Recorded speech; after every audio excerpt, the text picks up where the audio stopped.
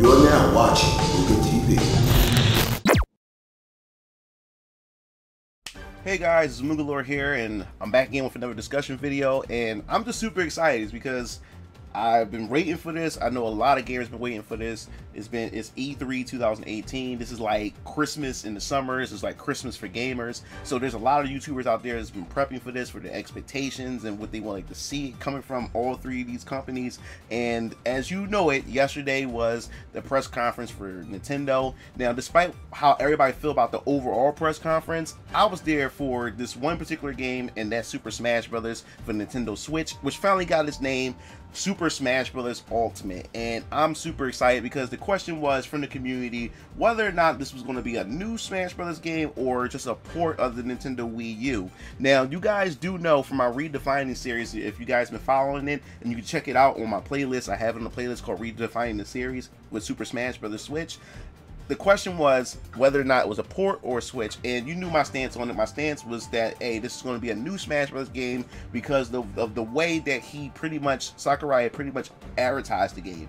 He went, you know, it made it mysterious. I just couldn't see Nintendo and Sakurai going out their way to make this title seem mysterious just for it to be a carbon copy of Super Smash Bros. Wii U. So now that I've seen it, I guess you say my final opinion about this is that it's not a port, but it's not the next iteration of Smash Brothers. This is just an ultimate collection of a gift wrap to the fans of people who've been playing Smash Brothers since the very beginning on the Nintendo 64 up until now. It's pretty much utilizing assets from the Wii U version, but taking those same assets and retooling them and actually retexturing, remodeling them, so it's not just a lazy copy and paste that most developers, especially when it comes to fighters, would do when it comes to reusing assets, like, you know, for perfect example, Marvel vs. Capcom Infinite, you know, and also BlazBlue Cross Tag Battle. This is not just a copy and paste and just throwing it into one game. It looks like Sakurai put a lot of love into this, and you can tell by the designs of the characters. And not just that, we're getting stages from the 3DS version. This is not just a copy and paste of low textures of the 3DS version of the stages and popped right into the game, and that's what we have. No, him and his team really went out the way to even retexture the stages, and we definitely get into that. So in this video, I just want to do a breakdown. We're going to look at some of the gameplay, and we're going to look at some of the things that the presentation had presented, and we're just going to just break it down just for a little bit.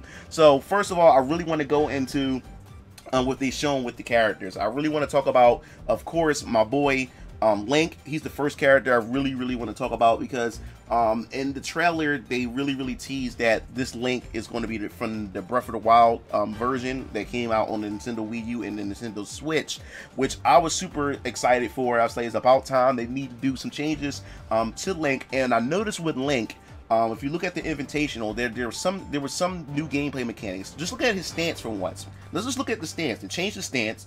He's more akin to like you said, the representation of the Breath of the Wild, and he also have a bunch of different weapons and tools, and which I really do appreciate. Now, the thing that was interesting that Bill Tritton has said during one of the discussions, I believe at the Treehouse, is where when you shoot the arrow stays onto the stage for a little bit, and you can actually grab the arrow, and the next time you use the arrows again, you can shoot 2 arrows at once. So that, I guess that also increases the damage now that you have 2 arrows. So I think that's pretty interesting. Then they changed things with his bombs. Now, you know, the original way that most, like how I use Link, because I'm a Link main, I use my bombs, the space and play keep away with a lot of my opponents. And you know, when you throw the bomb blows on contact the moment it hit the ground. Or when you use this, I guess you could say advanced technique, to where you can drop bombs by jumping and pressing, by shield grabbing. When you tether and you can slowly drop the bombs onto the ground, you can plant them kind of like how Bomberman does.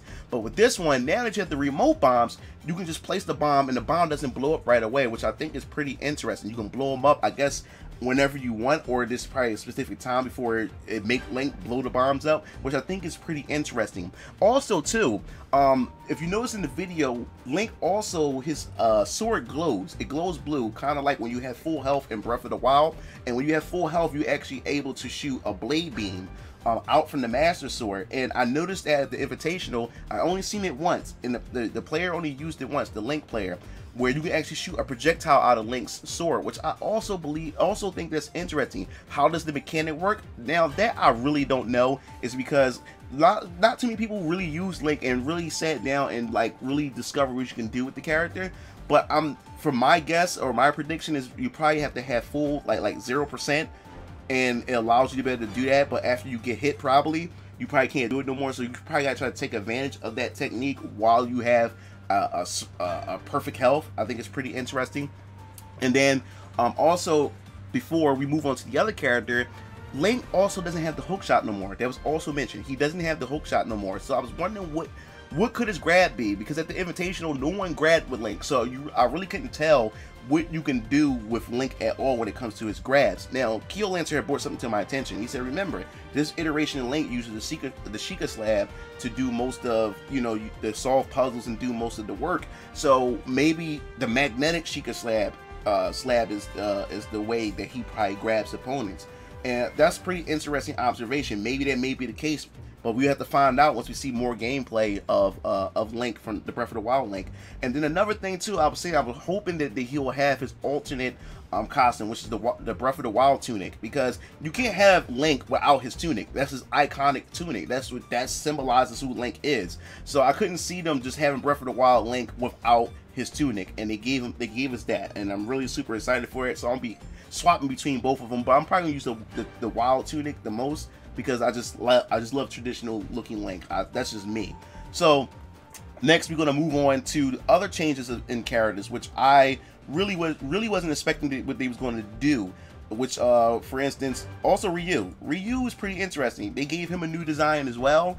He looks pretty cool. That's what I'm saying. Like, even though that most of these assets are being reused assets, you can see the love and passion that was put into it. Look at how much more detailed Ryu looks compared to the Wii U version of Ryu. And then you look at Ganondorf. Ganondorf has been retextured as well to look like the Ocarina of Time Ganondorf. Now, I wonder why they went this route. Now, it's interesting because Sakurai said too what he wanted to do with the Legend of Zelda characters, which I really want to, I'm just step into because we want to step into Zelda as well.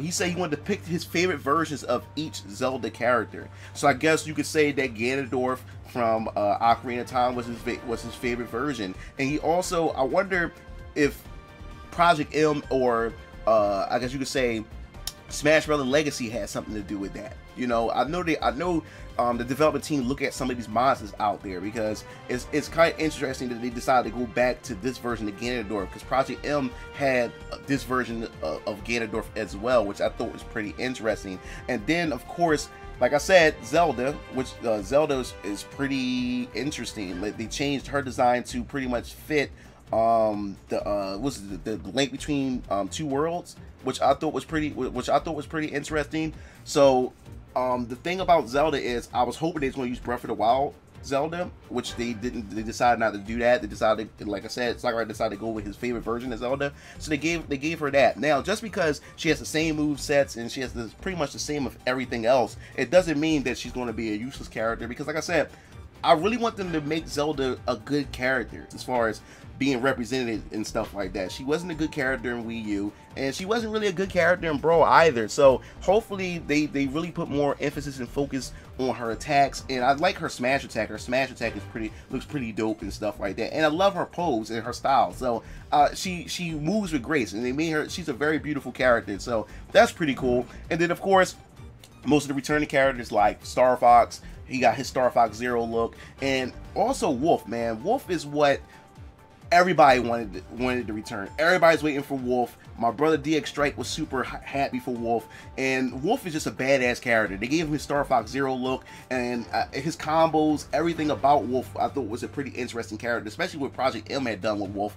But I'm telling you right now, Wolf is going to be a fun character to play. I may even give him a try. He may not be my main, but I will definitely give him a try as well. And of course, we knew Ice Climbers was going to come back. Ice Climbers, it was destined for Ice Climbers to come back, and it wasn't like that that with the Wii U version that Ice Climber wasn't a possibility. Remember, both Sakurai had to work on both versions, which is the 3DS version and the Wii U version of Smash Brothers. And the 3DS version couldn't handle Ice Climbers because of the whole simultaneous characters on the screen at the same time and how that worked. It just didn't work the way that he could get to work, so they had to remove them. So it was only a matter of time that this was going to happen, that they was going to come to the ultimate version of Smash Brothers. So fans finally got what they want, and I wonder, have they fixed the infinite chain grab thing? That's another question, but Sakurai is definitely going to go dig in and probably fix some of those things. And then of course, fan favorites return. Now our boy Vergabin, he's the one that's been leaking out a lot of this information concerning Super Smash Brothers. He did say, if you look at the Event Hub article, you look at the video that I talked about when it came to Vergabin, he did say that all the characters was going to be returning to Smash Brothers, but he wasn't quite clear about what he meant by all. I just assumed that he meant by Super Smash Bros. Wii U rosters all coming back. He wasn't clear enough to say that people from characters from Melee is coming back, and Brawl, and so forth and so on. So this is quite interesting. So when he says that, and he said Snake was one of the characters that's definitely coming back, and that actually had the internet blow up, and everybody was definitely speculating and looking forward to this. And now that Snake is back, David Hayter also confirmed that he is also doing the voice work for Snake. So that's also pretty interesting as well. So I wonder what kind of codex, there's going to be new codex for the new characters. Hopefully do that, because I think that was a special touch that Brawl had. They had these little features of fan service for the fans and everything. So I'm hoping that David Hayter and the other voice actors from like the Colonel Campbell come in and do the voice work to do the codex for all the characters. I think that would be pretty cool. And then another touch they added to another character was Shulk. They fixed a way to where you can use like a dial system when you use your Monado skills. You can hold the button down and you rotate the stick around to be able to pick out which Monado skill you can use. So I wonder, can you I think it would be pretty interesting. I wonder, can you cancel while you're fighting, while you're comboing? I wonder, can you cancel in the middle of a combo and you can use the dial to switch to your next Monado to create some interesting combo setups? I think that would be pretty interesting. You could switch from the power Monado then to the Buster Monado, and then you can go to your shield Monado. So I think the possibilities could be possibly endless. I think that's pretty interesting. And then, of course, I also want to talk about the Echo characters. Echo characters is pretty interesting. They finally gave a name. We call them clone characters, but they actually gave it a name, which means they recognize what the fans, how they see these characters from the fans' feedbacks and everything. So they call them Echo characters, which these characters mirror other characters, but with different properties with the characters. So if you look at Lucina pretty much fight like Marth, but she has different properties and stats when it comes to the characters and come to Marth's playstyle. And then you have, of course, Dark Pit, but they did acknowledge that, and I appreciate the fact is that they decided to go out their way and give the fans what they want, because now Daisy's now another Echo character. So Daisy fans, bravo to you guys who were patiently waiting and was faithfully waiting for a chance to be able to see Daisy, and she came in the form of an Echo character, which makes sense. I mean, I couldn't really see a different moveset for her unless they went the sports route and gave her like sports equipments and tools and stuff like that. So I think that's pretty interesting. So your fans better get a chance to play Daisy. Now I wonder which version is going to be the much more superior version in competitive play, because I think that's going to be interesting. Will more people go with Daisy, or will more people go with Peach? So we have to wait and see when we see more gameplay of Daisy and how she responds and reacts to when she does particular moves and everything. So another thing I want to touch bases on also as well, we have Pokemon Trainer. Pokemon Trainers also making its return, and what I like about Pokemon Trainer 2 is now you can freely change whenever you want during battle. You won't get penalized for staying with a particular Pokemon for a long particular time. And then of course they have the female Pokemon Trainer, which I also think is pretty interesting. And it looks like the female Pokemon Trainer, the Pokemons are like a different color than the male Pokemon Trainers, which I think is also pretty cool. So Pokemon Trainer fans, you have what you want, and I think that's also pretty interesting as well. So all these characters, I like what they're done with all these characters. They brought back all the fan favorites, and it looks like this is something that they really thought heavily about. And I think another reason why they really wanted to do this Ultimate Collection was just to say, hey, you know, this is going to hold us off hold the fans off into the next Smash Brothers. I believe the next Smash Brothers is going to be the true sequel, because I really think they wanted to give us this Ultimate Collection with all the characters, because I believe that the next Smash Brothers for the next Nintendo console is going to scale the roster back. I really believe that this time. I really believe they're going to scale the roster back, and they just want to give this fans this as a parting gift before they make the next big changes for the next Smash Brothers title. So I really appreciate that with the changes that they have really done. Also, I want to touch bases on Ganondorf before we move on to gameplay mechanics. Now with Ganondorf, they decided, which I'm still disappointed in, I really wanted Ganondorf to have his own moveset, you know, to make him stand out a bit more from, you know, from not being an echo of Captain Falcon. I wanted him to have his own moveset. But they did something that the fans was asking for: give him his sword, because they always showed it off in Smash Bros. Melee when he wins in his victory. They show the sword and everything. And then when you look at Brawl, or when you look at Project M, he also had a taunt that showed his sword and everything. No, I meant Brawl. Brawl, they also showed his sword and everything in one of his taunts and stuff. So it was pretty much trolling the fan base when it came to that as well. So it's about time they put the sword in his smash attack, so that's pretty interesting. Also, the final character I do want to discuss too is Ridley, and with Ridley, it was there's rumors that Ridley was coming as a playable character. Vergaben has spoiled that as well, so fans are pretty much waiting for Sakurai to announce whether or not that Ridley is going to be a playable character. It was only a matter of time. My opinion on Ridley, I don't really care too much for Ridley. I just think he's whack. I just think he's a whack character for, you know, for a Smash Brothers game. But that's just my opinion, so don't kill me for it. But I respect the fact is that how dedicated the fan base really is to this character. Y'all guys waited patiently. All you guys were frustrated when Sakurai trolled all you in Smash Brothers Wii U when they decided to make him a boss on the stage. Which I'm also upset for the fact is now that he's a character, we may not be getting that stage now, because that stage had Ridley as a boss. So I'm pretty upset about that, because I really liked that stage. I thought that stage was pretty interesting, one of my favorite stages or whatever. Especially when I'm playing casually with my friends and stuff, and we decide to have we play that stage, that version of the stage instead of the Omega version of the stage. I thought that was I think that's a big disappointment for me. But I'm glad that you fans finally got what you want. Let's just hope that he's a good character. Let's just hope that he's a good character. You know, like, hopefully he's not a trash character. Let's see how loyal you guys are if this character happens to be garbage. But other than that, I like the cinema and the sequence that they done to present Ridley. Hopefully it's an indication that we may even get a new subspace emissary, because it's going to be a minute, because we don't even know anything about single player features. So hopefully we get something on that pretty soon. But other than that, Ridley is pretty cool. But another thing I do want to talk about when it came to Ridley as well, which I thought was pretty interesting, was for the simple fact is, he has this one particular move, right? He has this one particular move where he does the multiple jabs with his tail, and when he fight Breath of the Wild Link, which you really have to watch, he stabs Link, and Link falls and hit the ground, and then Link blows up. He just blows up and disappears. So what does this mean? Does this mean that he can kill you without sending you out to the blast zone? And if that's the case, what's the requirements for it? Is it do Link has to be, does the character have to be near death for this to actually happen? Or is it similar to Little Mac's KO punch, to where if you make the right hit at the right time, and if they have the right amount of health, that it on contact it automatically KO you? Is it similar to that? Is it similar to how you have Cloud's limit break ability? If the person, if your opponent's at a certain amount of health, and in the moment you attack the person with the max limit break gauge, that your opponent just dies automatically. So I'm really interested in that, because I think if that's the case, then he will definitely be a scary character in the right hands, because now you have to watch out for that attack. So that I think that's pretty interesting. So now we're gonna move on to the gameplay mechanics, because I think the gameplay mechanics is pretty cool.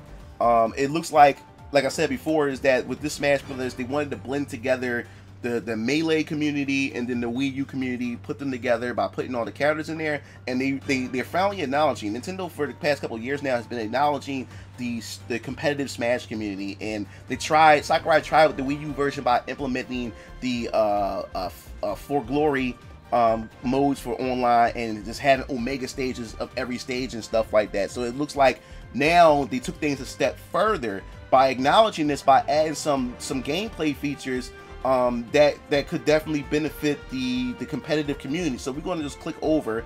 So we're going to go over here. There's a couple other characters that I really wanted to touch bases on, and I did skip over, but we'll definitely get to that later. But we definitely, let's go over to the mechanics. Here we go. Then we're going to go over to the mechanics right here in a second. Oh yeah. So right here, we're going to go to new techniques, which I think is pretty interesting. Now, for instance, you can press and hold characters who have rapid attacks. You can hold it down now. You don't have to press the button rapidly, which I will probably end up doing, keep pressing rapidly anyway. It feels more interactive and badass when you do that. But now you can hold it down for rapid strikes. Characters like Young Link, you got Ivory Sword, you have Captain Falcon, Fox, Pikachu, and whatever characters that have rapid attacks. Little Mac too. So now you can hold the button down and you can do the rapid strike, and then they end off the strike and everything, which I think is pretty cool. And then we have the other mechanic, which now you can cancel dashes. You can cancel dashes with smash attacks, which I wonder. See, I played competitive Smash before, but I'm not deep into the competitive community, so I'll definitely want to hear the opinions in the comments section below. If you guys play competitive Smash, is this a game changer for you guys, where you can smash attack, you can cancel a dash by smash attacking? Does that add anything to the competitive aspect of it? I really want to hear your thoughts, because I'm really not sure, but I definitely want to hear your thoughts on it. And then of course, now you can attack while being on the ladder, which I think is pretty interesting. I don't think that's going to do anything for the competitive community, because there's really no stages that's really permitted in the competitive community that had ladders in it anyway. But I think for the more casual, or just more, we just have some fun locally playing free for all and stuff like that, and you playing on these type of stages that you can attack your opponents while on the ladder. So I think that's a neat touch. So you can tell these is not just asset flips of for this game. They're actually putting touches to this stuff, from the character models to the gameplay tweaks and everything. So I think that's pretty cool. And then directional air dodge. Now this is the thing that really had me knowing, like, yo, this is it. This is what they're trying to do. They took some melee mechanics. You have the air dodging. Air dodging is now back. It's improved and is not exploitable. So that's another thing that's going to be pretty cool about the air dashing and for the air mobility and stuff. Especially when they show that you can use the air dash to plop onto the stage. Especially when you have characters like Little Mac, who has a hard time getting onto the stage and stuff like that. So I think that's pretty interesting. And then you have the dodge mechanic. The dodge mechanic definitely reduced it, and what I like about it is the more and more you try to exploit the dodge, the less and less range it has, which I think is pretty interesting. For the simple fact is, Bill Tritton, and not just Bill Tritton, but during the Invitational, they mentioned that the reason why he did this dodge mechanic this way is for the roll mechanic this way is for the simple fact is they don't want people to not only just exploit it, but they want you to have this game be more offensive than defensive. Now, like I said before, I'm not that deep into the competitive community, but I believe that Brawl is more of a defensive game, and I think I think the Wii U may be a little bit in between, but I know for a fact that Melee is more offensive than anything. So they want this game to be very offensive. So they did this. They did this roll mechanic to encourage more offensive play. So they want this game to be a bit more fast-paced and upbeat, similar to Melee, and they did this so people won't be just just camping and just rolling and stuff like that. So they made you vulnerable. They weakened the rolling, which they nerfed the rolling, which I think is pretty good. I think a lot of people had complaints about how good rolling was in Wii U, especially when it first came out with the 3DS, and they were explaining. I think the Keith crew was talking about how good rolling was in one of his videos, which you need to go check out his channel, by the way. Shout outs. And right here, short hop attack. Now you can short hop at any time. Now the thing about short hopping, it was never a recognized type of technique from the game companies and the developers themselves. It's something that the community had came up together as an advanced technique, short hopping for better combos. And short hopping is definitely used a lot in Melee as well. Short hopping for capitalizing on combos, and just for other techniques and stuff like that. So now short hopping is an actual technique now. It's recognized as an actual input. Press A and the jump button together at the same time, and your character actually short hops. So I think that's pretty cool. I think that's pretty interesting that they decided to go that route with this. And then A and B together is a smash attack. Now I think this was an advanced technique as well at one point. I'm not sure which Smash Brothers it is, but if I'm wrong, or if I am right, which Smash Brothers, leave that in the comment section below. Can't remember, but I definitely need to know, like, how like important these or impactful these changes are as far as the competitive community is concerned.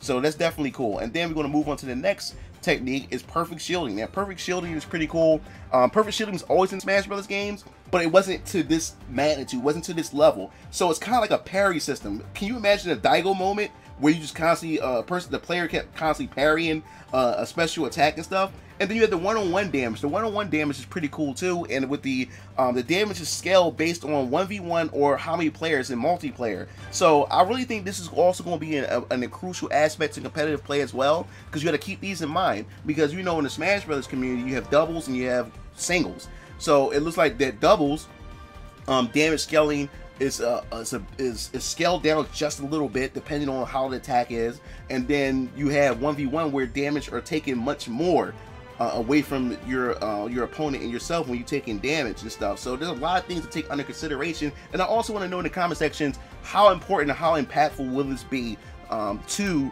the competitive Smash community, which is pretty interesting. I really want to know that. That's really interesting. And then not just that, this mechanic when you're playing like time Brawl or time Smash or whatever you want to call it, where you have to you score points based on how many people you throw off within a certain amount of time period. Well, it looks like with this new mechanic now, this mechanic pretty much dry snitches on you. It really dry snitches on you. It lets you know and let players know that who's in the lead, but it happens so fast so you really got to pay attention. So I think that's a good indicator right there. So next we're going to move on to which I really want to discuss, is the fact is that of course GameCube sticks are making a return, and it makes sense. I mean, who wants to play Smash with a Pro controller? I'm definitely gonna try. I'm definitely gonna try the Pro controller for the Switch to see how it feels. But I'm telling you right now, this is not going to be my main controller. Of course, I still have my GameCube sticks right here. I have like two GameCube sticks that I bought during when the Wii U version released of Smash Brothers. I'm definitely gonna grab more. And also we have the Amiibo collection right here, which you see I have Amiibos in the back, and I have a ton of more Amiibos that I couldn't fit on my shelf.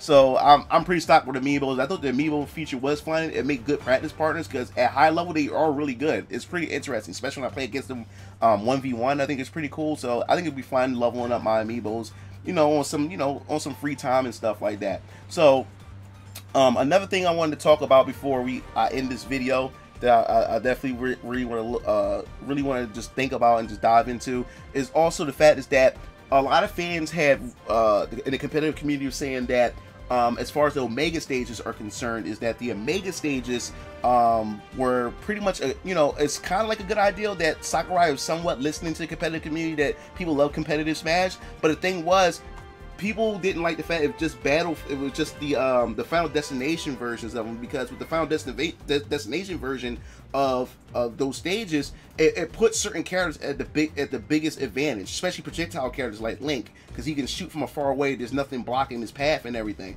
So they took that under consideration and said, you know what, we need to add Battlefield versions as well as the Final Destination versions of all the stages, which is smart. So now you have platforms, and now you have Final Destination versions of the stages. So I think that's pretty cool. They really took that under consideration. I think that's nice. Another thing that I've really noticed is that I was watching Invitational.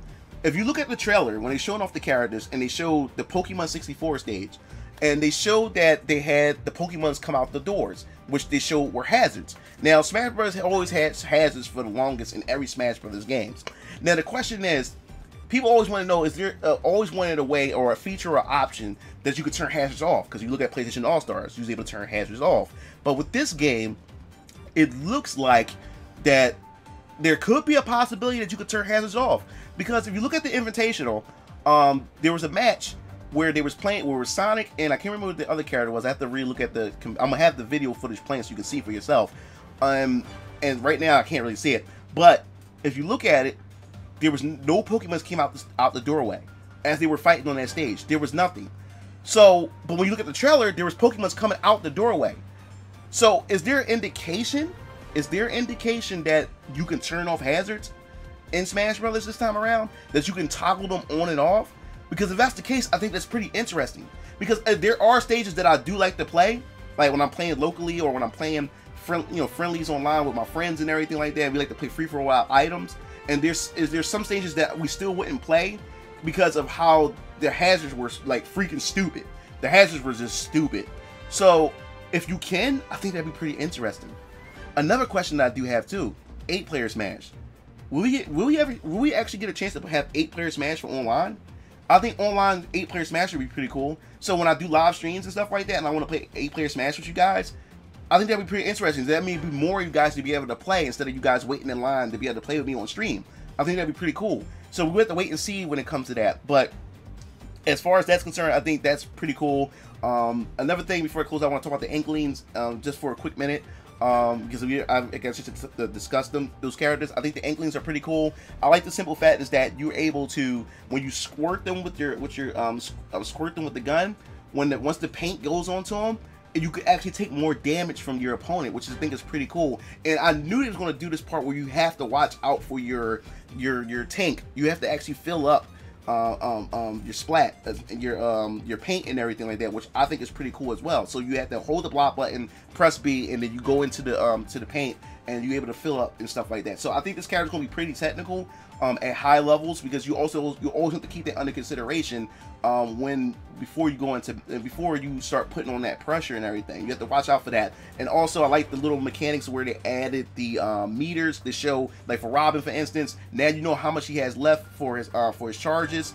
Samus can now charge in the air, which I think is pretty cool and can be canceled. Also with Villager, whatever items you grab, they have an icon at the bottom to let you know what items you have. So I think this is for all competitive for competitive players to keep in mind. So now you have strategy, and not just that, your opponent knows how much you have. So they can play with caution and stuff like that as well, or bait certain things out, because now they can see how much the opponent has as far as what items or energy and reserves that they had left. Rob also has a meter for when he flies and everything like that. You can see it on his body and stuff like that. So I think that's pretty interesting that they went out their way with that. And then of course you can see Cloud's limit break meter at the bottom of his portrait. So these little touches are very, very important to this game. And then the blast zone has a map. The farther you knock the character out, a map will pop up in on whatever corner that the players are falling, and you can see where the blast zone lies at. So it's those little touches like that I think is really good for this game. This is just a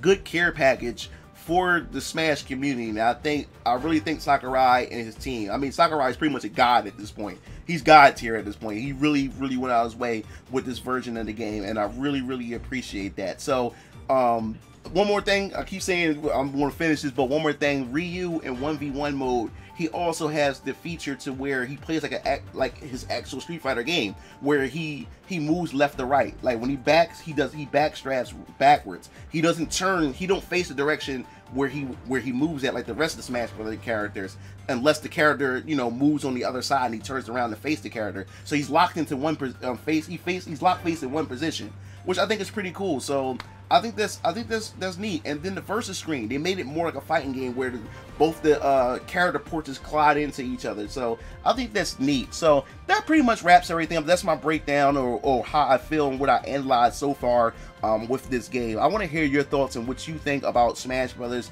Super Smash Brothers Ultimate. I think this is pretty cool. This is the game, the Smash game that I've been waiting for a very long time. This is just the ultimate package for everybody. And the fact that it's on a Nintendo Switch and you can carry it on the go and play anywhere, and you can imagine that the competitive circuits now that while players waiting for their turns, they can get quick matches in right there because they have the Switch in their hand. I think this is pretty good, and I don't mind the date, December 7th. I think it's pretty good. So I want to hear your thoughts. Don't forget to hit the notification bell to be notified when I upload more videos concerning Smash Brothers and other games. And also, I want to hear your thoughts. I want to hear your opinions. Do you think this is the thing that may get Melee players to finally convert over? We just gotta wait and see, but I want to hear your thoughts. This is Mugalord, and I'm signing off. See you Game Fiends later. Peace out.